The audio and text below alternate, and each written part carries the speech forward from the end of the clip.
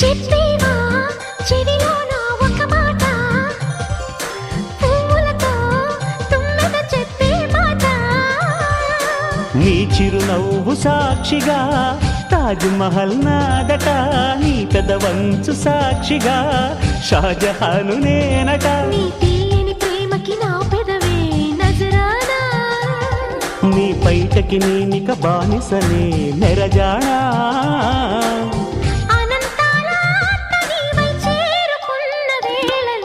కోకలు కట్టిన కోయిలా కమ్మని కౌగిలియవే.